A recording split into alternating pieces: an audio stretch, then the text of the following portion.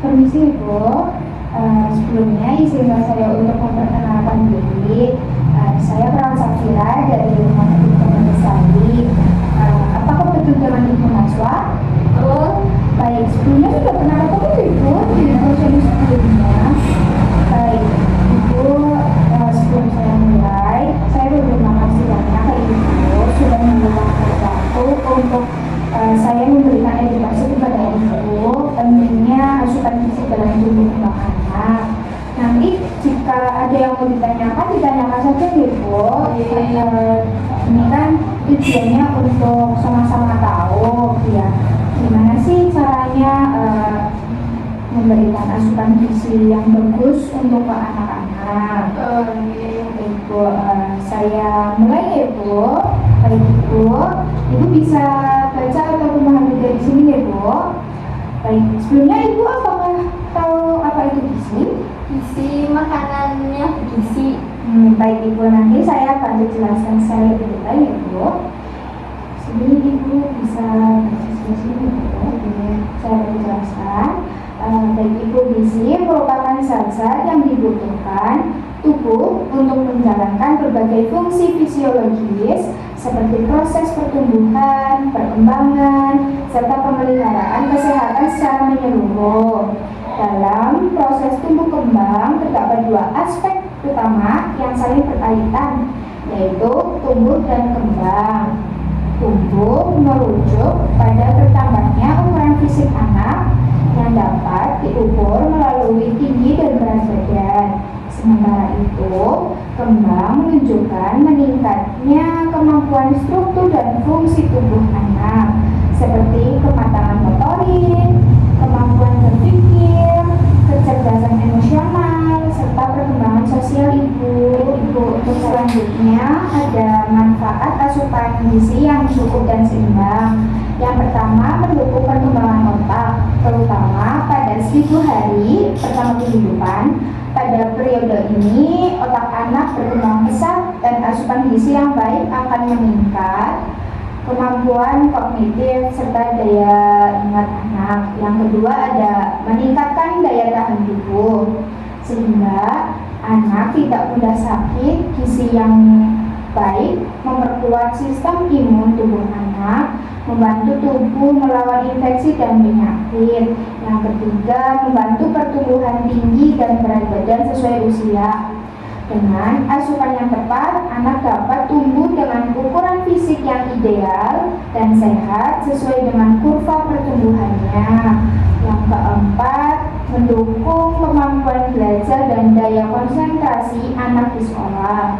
Anak yang mendapatkan gizi seimbang lebih mampu berkonsentrasi, memahami pelajaran, dan berinteraksi dengan baik di lingkungan sekolah, mencegah berbagai penyakit akibat kekurangan atau kelebihan gizi seperti stunting, obesitas, atau gangguan metabolisme dapat dihindari dengan pola makan yang bergizi Ibu. Di sini juga ada jenis-jenis makanan bergizi untuk anak Ibu, ada karbohidrat, ada protein, ada lemak sehat, dan vitamin dan mineral Ibu. Mbak, saya mau nanya, karbohidrat, protein, lemak sehat, vitamin dan mineral itu contohnya apa aja ya? Baik Ibu, saya akan jelaskan Ibu.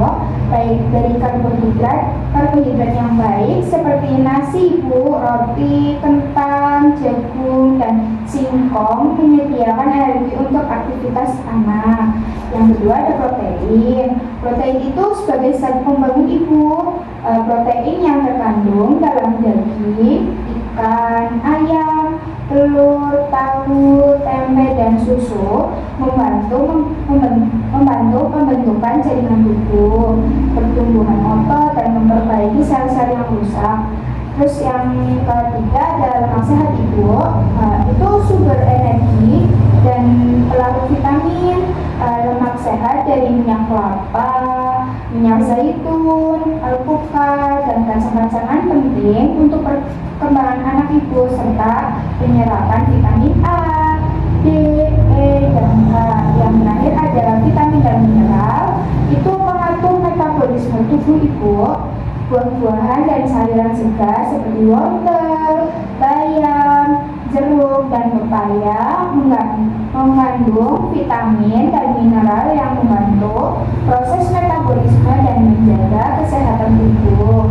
Selain itu, air putih juga sangat penting untuk menjaga hidrasi dan fungsi tubuh anak. Ibu, ya paham Bu. Baik, saya lanjutkan ya Bu. Di sini ada dampak kekurangan pada anak Ibu. Di sini ada stunting, wasting, gagal tumbuh, anemia, infeksi berulang, dan gangguan perkembangan otak Ibu. Apakah ada yang ditanyakan Ibu? Cukup. Baik Ibu, saya bantu jelaskan secara lebih detail lagi ya Bu. Baik, untuk stunting, pertumbuhan tinggi badan yang terhambat akibat kekurangan gizi kronis yang dapat mempengaruhi perkembangan fisik dan kognitif anak. Untuk wasting, berat badan yang sangat kurang akibat kekurangan gizi akut, ini dapat membuat anak tampak kurus dan rentan terhadap penyakit Ibu. Yang gagal tumbuh, anak tidak mencapai potensi pertumbuhan optimal baik dalam hal ukuran fisik maupun kemampuan motorik dan sosial.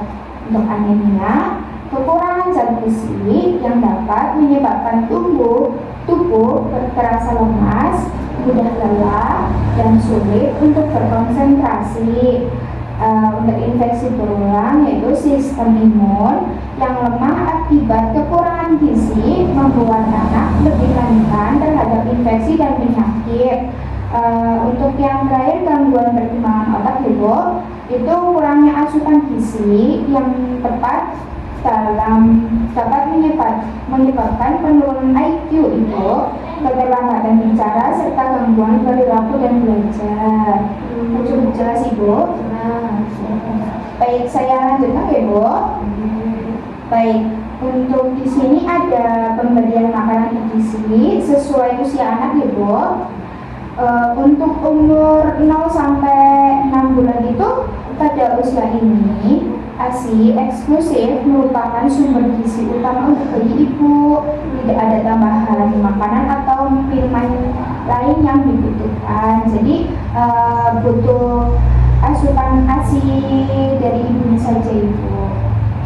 Baik, untuk usia 6 sampai 8 bulan itu mulai diperkenalkan makanan pendamping ASI atau MPASI yang bergizi Ibu, lembut dan bertahap dalam teksturnya.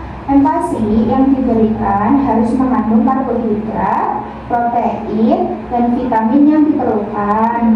Untuk umur 1 sampai 2 tahun, anak mulai diperkenalkan dengan makanan keluarga dalam porsi kecil dengan meningkatkan frekuensi makanan untuk mencukupi kebutuhan nutrisinya.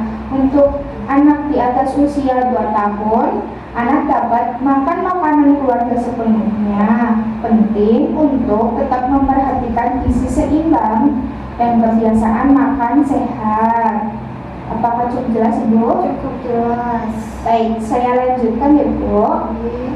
Untuk peran ibu rumah tangga dalam pemenuhan gizi anak itu menyediakan makanan bergizi seimbang di rumah Ibu dengan memastikan keberagaman dan keseimbangan dalam menu harian. Yang kedua, mengatur jadwal makan dan cemilan sehat bagi anak agar pola makan anak terjaga dan tidak berlebihan Ibu. Ketiga, memberikan contoh pola makan yang sehat karena anak itu cenderung meniru kebiasaan makan orang tuanya Ibu.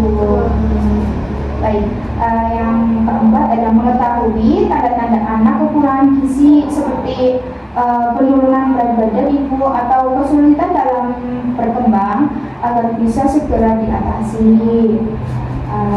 Terus selanjutnya ada berkonsultasi dengan tenaga kesehatan jika anak mengalami gangguan makan atau tumbuh kembang Ibu. Jadi jangan ragu untuk meminta bantuan ke ahli gizi atau dokter untuk mendampingi pemenuhan gizi anak. Baik Ibu, itu saja materi yang saya berikan ke Ibu.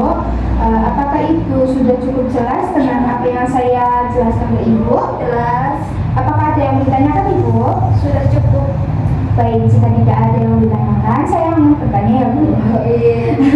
Baik, untuk gizi itu apa Ibu?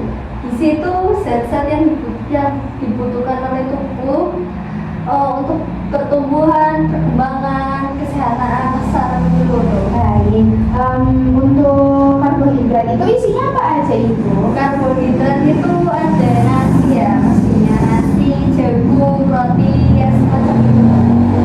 Satu lagi ya Bu, untuk protein apa aja? Protein ada daging, ada ayam, tempe, tahu, semacam itu Mbak. Oke baik, Ibu sudah cukup jelas sih apa yang saya berikan ke Ibu tentang materi tersebut, materi tentang pentingnya asupan gizi dalam tubuh kembang anak. Baik Ibu, ini ada brosur untuk Ibu bisa baca ulang terkait pentingnya asupan gizi dalam tubuh kembang anak. Baik, saya permisi ya Bu. Terima kasih Mbak. Iya. Makasih ya Mbak. Iya, Bu, sama-sama. Hati-hati di jalan.